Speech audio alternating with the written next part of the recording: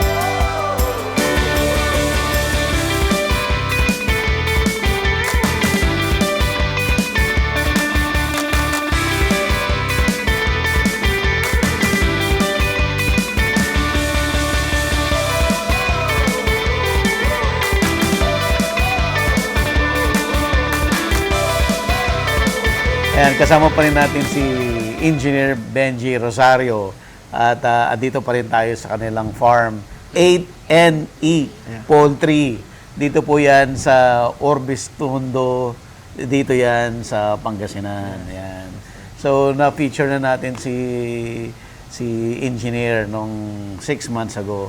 Pero ngayon, bumalik tayo kasi gusto kong makita yung bagong setup na multi-tier poultry. Tapos, sir, ang bago mo dito, sabi mo, nagdagdag ka ng layer. 4 na tier. Naging 4. So, bali times 4 yon doon sa traditional na floor type. Oo, kasi yung sa... Oo. Pwede. Kasi isang tier dito, yung linya. So, bali 4, 8... Ilan to? Wow. Ganun kadami. Oo, ito. Nandito na yung mga bisita namin titingin. Tulad niyan, titignan lang nila. Titingnan lang. Ito, magpapagawa sila ng multi-tier. Magpapagawa siya. Hindi ko alam.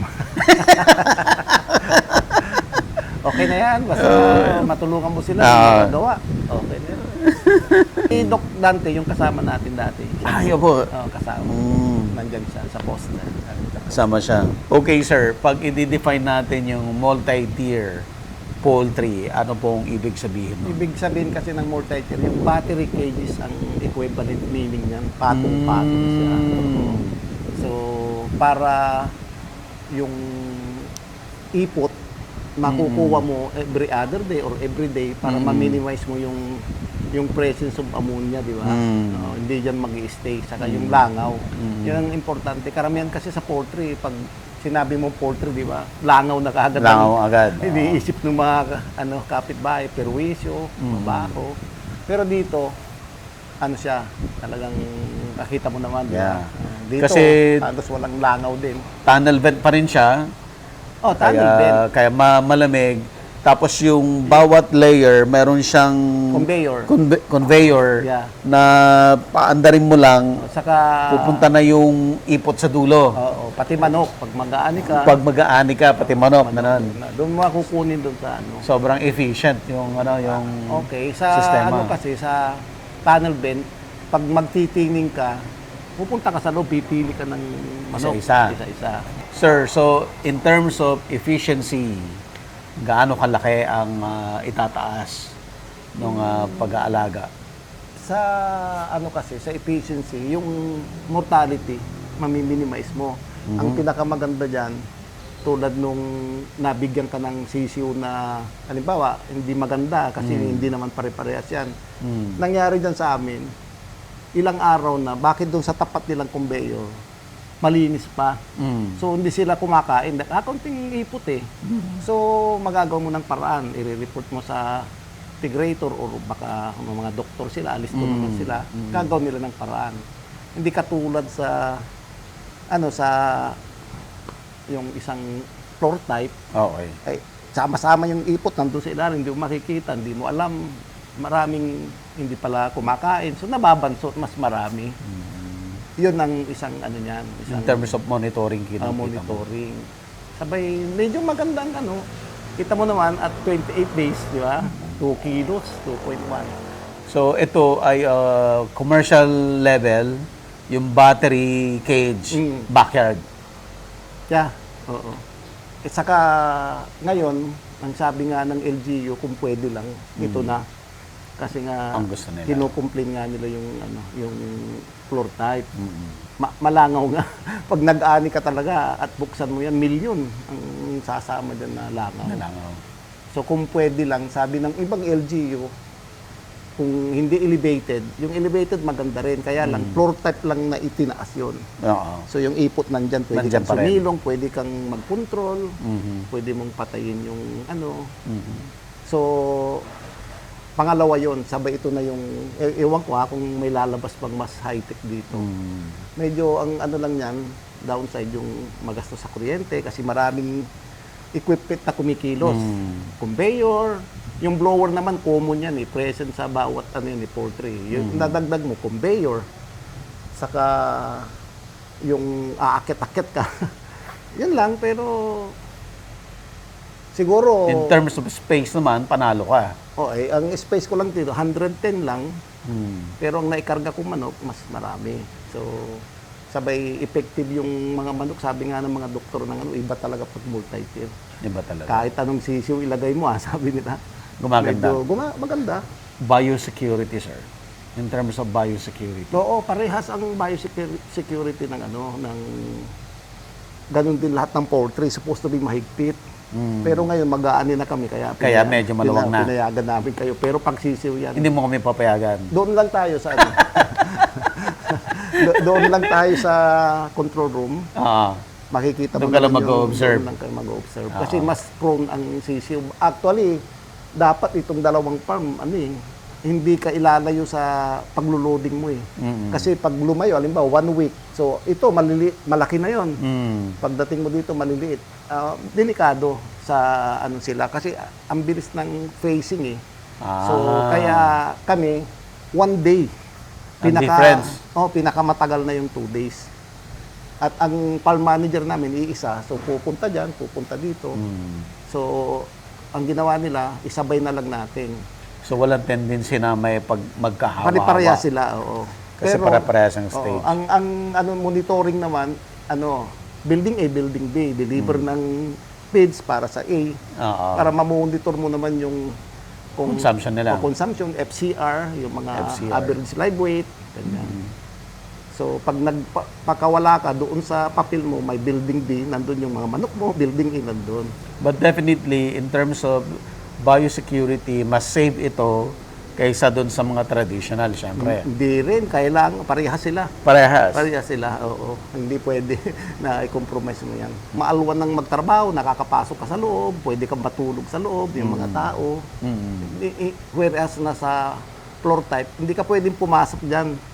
Kasi mabaho, may ammonia.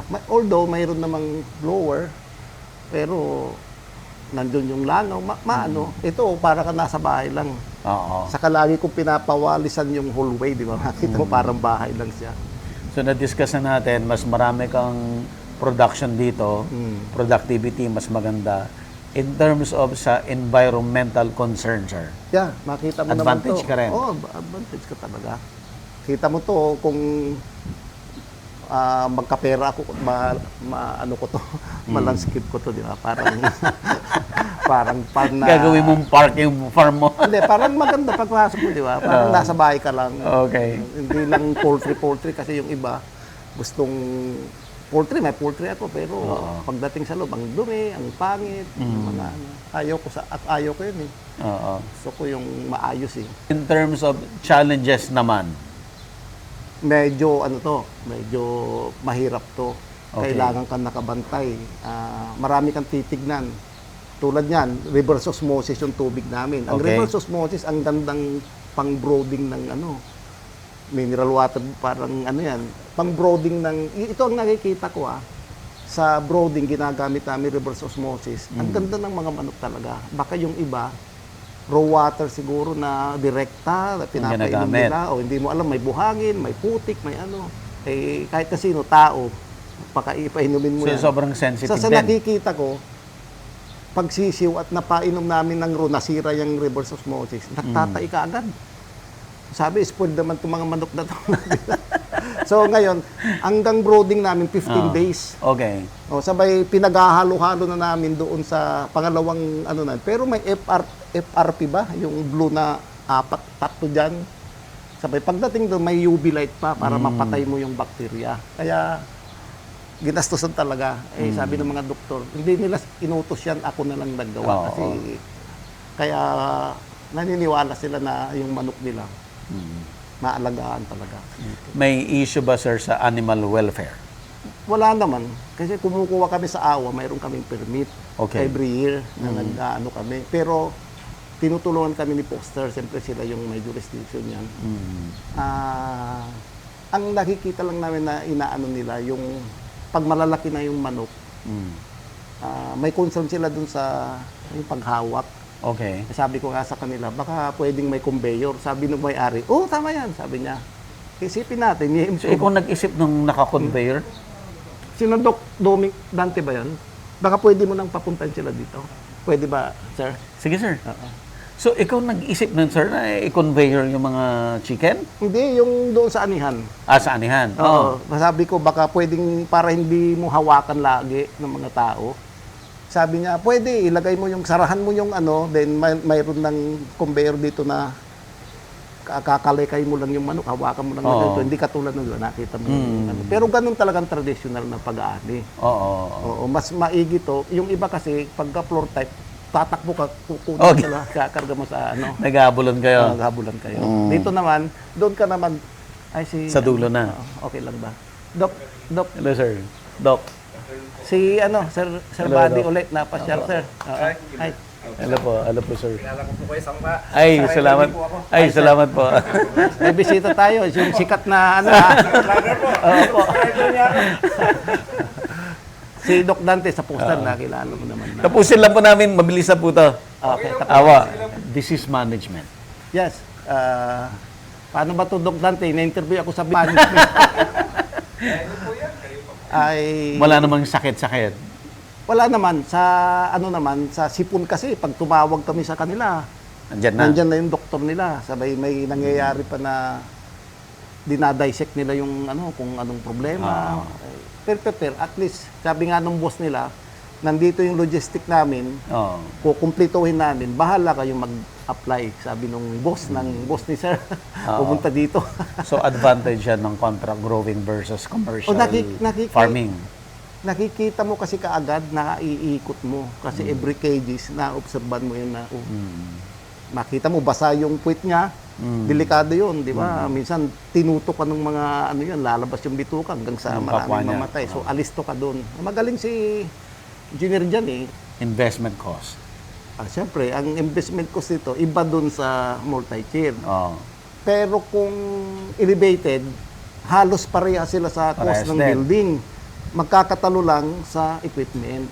Siyempre, ang equipment iba. Doon, lalagay ka lang ng drinker na isang linya lang. Parang isang lang, ganyan lang. O yun lang, saka feeder. Dito, kung 4, lalagyan mo ng drinker yung 4. Sabay times na ganun. So, medyo magastos talaga. Sa equipment. Kung alam mo naman, China, yung ko. Pero advantage na engineer ka. Yun naman. Dahil ikaw na gumawa. Yun naman. Kaya sabi ko, kapag may magpagawa, ibibigay namin sa kanya. Effective yan. Sir Dante, Doc Dante? Kami ba yung pinakamataas ngayon? Hindi naman. Sa per bird. Yung Kayo 8 in po, kayo po ang ngayon, ang nakaraan. nakarang taon. Isa sa pinakamataas. Mataas ang bili. Yung per bird. Sabi nga ni Sir, ni yung may-ari, baka abutan ka ng pinakamataas namin, 46. Sabi ko, 46.9. Ha? Ikaw pala yun. Kaya, Si sir po, consistent ng 1 year. Wow. walang premyo eh. Naghanap nga kami ng yung ba tawag doon? Yung kahit man lang recognition ba? Ayan sir, it's about time, di ba? Hindi, ang importante, okay yung farm namin. Oo. Nagawa namin yung part namin kasi unang-una, ang grower, importante yan. Marami ditong mga nang bibili. Oo. Hindi mo maiwasan yan, business may bibili. Pero ang sinasabi namin, tandaan mo yan na pag grower ka, hindi mo manok talaga yung hindi mo manok yung manok na alagaan mo. Kumbaga, bigyan ka ng pagkain, halimbawa, makikisuyo ka, manghingi ka, pero yung benta ko nga itong, niloloko ko lang sila, pag hindi nyo kunin ng truck, bukas, bibenta ko sa palit kita. Yan lang ang kantsaw ko sa kanila, kasi hindi namin manok to. Kung isa-summarize natin, sir, happy ka Oo dito naman. sa multi-tier. Oo naman, dito lang ako lagi, di ba? So, hindi ako nagsisi na multi-tier ginawa ko. Oo. May recommend ko, gagastos ka na rin lang. Todo mo na. Dito na, sa Dito multi-tier. na. Kasi Oo. ito yung takbo ng poultry ngayon na balang araw. I-disregard nila yung yung baka obsolete na yung floor type baka ipagbawal na Oo. So, dito wala kang takot. Pero although may mga pagkakamali ka, lalo na pag tag-ulan, hindi mo maagapan. Kaya nga nakita mo yung dryer ko doon pag yun. Nakita mo na, Doc Dante, yung dryer ko na inimbento ko. Check po natin uli ngayon. Hindi, kulang pa ng blower na 2. Nagre-request ako doon sa ibabaw para habang naggaganon siya, may blower na sumusunod. Saka yung heater ko nasa bungad. Imposible hindi matuyo yun. Oo. So, yung mga interesado na pasukin ang broiler farming, andito lang si engineer. Saka si Foster gustong tumulong, sir. Sabi ni bossing mo, magpagawa ka pa, tulungan ka namin sa Kaya nga sir, Kung, slowly. hindi, kaya nga, hindi lang ako, Dok, yung hindi lang ako, sabi ko, nag-iinganyo ako ng tao na gumawa, kaya din nila. Pero, hilig-hilig lang talaga yan. Kung hindi mo hilig, kahit may pera ka, hindi mo Wala rin. hindi mo. Gusto mo lang magnegosyo, wala sa passion mo. Hindi mo. Okay. Ako, nag-enjoy ako dito kahit Oo. 3 weeks ako dito lang. Sir, papatagal ng stress mo. Okay naman. Pag gusto ko ma-stress, uuwi na ako sa Maynila. Ayusin ko naman yung Balik construction. problema ko sa construction. Pero okay naman. Okay. Naman tayo gustong may edad na Sir, yung mga interesado na magpagawa sa'yo, paano kanila makakontak? Doon sa vlog mo, daming nagtatanong kung saan ito, sino ito, anong number nito. Pero hindi ko naman masagot yun dahil direktang nasa Facebook niya yun. Hindi, pwede mo naman sagutin nyo. Pwede ba yun? Oo mo. Nahiya naman ako dahil siyempre... Hindi, sir. Ngayon, sir, sabihin mo paano kanila makakontak, sir. Dito, tawagan na lang ako sa sa 091, ano ba yung number ko? 0920-954-6219. Ayan. Mayroon kami sa FB, yung VB Rosario Construction Corp. Nasa FB na yan. Pwede nilang Pwede ka na rin doon i-message. Pwede akong Pero i-message tungkol sa doon. manok. Kahit Construction kasi ng multi-tier. Makukontak na nila ako doon. Okay. So, Yan. pwede. Sir, sa tagal mo sa negosyo as engineer sa construction at pumasok ka sa farming, no? Mahilig ka sa farming dito sa broiler, meron kang manggaan, maluwang yung taniman mo ng corn, no? Nagbabala kang mag-fish pa, no? Ano sir yung mga learnings na natutunan mo sa... Tao kasi, kumbaga, parang wala sa puso gusto ko lang gawin. Gusto mo lang. So, everybody napapagod sa kinagistan ng trabaho as engineer, di ba? So, yung mga bata na, yung mga anak ko nang aasikaso dyan. Then, ito naman, magiging, uwian mo, bilang stress, saka okay naman yung, passive income, di ba? So, may maliit na negosyo, kung tawagin maliit na negosyo. Maliit na negosyo, ito Voltaire. Maliit na negosyo, malaking gastos. Malaking puhunan. Malaking puhunan, no? Problema. Pero sana, asawa ng Diyos, makabawi naman. Basta wag naman yung problema natin dyan, Doc, ano bang nagiging problema sa ganyan? Sa ngayon, wala pa akong... Kasi ginagawa niyo na po ng solusyon yung sa manure. Yun lang naman Sa manure, no? Yan ang main issue. Hindi, yung sa sakit ng mga manok, wala po. bird flu. Conducive po yung ba rin sa Ideal yung yung Sana setup. kasi nangyayari yan minsan pagka nadali ka daw ng bird flu, isang batch dyan, yari, di ba? Mayroong ganon. Hindi po, ang bird flu naman, mas lang siya, mas apektado yung inaalagaan na poultry na mas mahaba yung duration. Tulad ng mga Layer. Mahaba yan Okay. Sa inyo, within 1 month, 28 days nga lang, harvest na So, hindi ganun ka. Yung biosecurity namin, ginagawa naman namin. Sa ngayon kasi makita mo maraming tao dito dahil Kasi mag-harvest na. may construction Dadatingan na yung mga truck. Sir Benji, ano ang sekreto ng success mo? Actually, wala naman. Alam mo, ang pinaka-importante nga, di ba, yung sa project, natapusin mo sa usapan. Kailangan mo... Kailangan Integrity. Integrity. Sabay, magsaya ka lang. Parang enjoy lang yung sipag. Yun ang Sipag. importante. With counting diskarte, di ba? Diskarte. Work, Paano smarter. ba i-describe yung diskarte, sir? Sa akin kasi, ang akin, basta itinatama ko, halimbawa, ginawa ko to. Ang diskarte ko, pag ginawa ko to, itama ko. Ganon din doon sa construction. Pag sinabi sa ito yung trabaho mo, Ayusin mo. Didiskarte mo kung paano matapos at masasatisfy mo yung mga kliyente mo. Yun lang ang akin. Saka be honest. Yun talaga, sir. Huwag kang magloko, wag kang be honest ka doon sa katransaksyon mo. Hindi yung sasabihin mo bigyan niyo ako ng down payment pero tatapusin ko ng ganito. Hindi ka pa nakakarating sa isang percentage, naniningil ka na naman dahil sasabihin mo wala kang be honest ka. Talagang ganun ang... Sir, yung success mo ba, overnight na achieve mo yan o matagal? Successful na ba? Hindi pa naman ako. Oo naman. Alam mo, mayaman ako sa anak. Yan lang ay pangmamalaki ko. Talagang mahirap, sir. Mahirap. Nag-labor nga ako doon Nag-labor ako sa construction kahit lisensyado ka dahil walang trabaho ng panahon Kahit engineer ka, nag-labor ka. Talagang gusto mo lang, sabay, nung nag-umpisa ng construction, labor contract, di ba? Subcon nga Pero nagtiwala sila So, saka dito sa Pangasinan, talagang pangarap ko to dahil may mga ginawa na ako dito. Okay sir, ano pong advice mo sa audience natin Ay, na nangangarap na maging katulad mo? kayang-kaya nila yon, kayang-kaya nila yon. Basta sa hirap ngayon may kailangan ng puhunan. Eh, sino namang hindi? Sino namang kaya mong itayo to kung hindi ka magtapang na mangutang. Pero yung utang mo dapat alam mo kung saan Responsible mapupunta, responsible ka saka ano. Sinuwerte lang siguro dahil sabi nga ni Doc Dante, swerte ka sa poultry.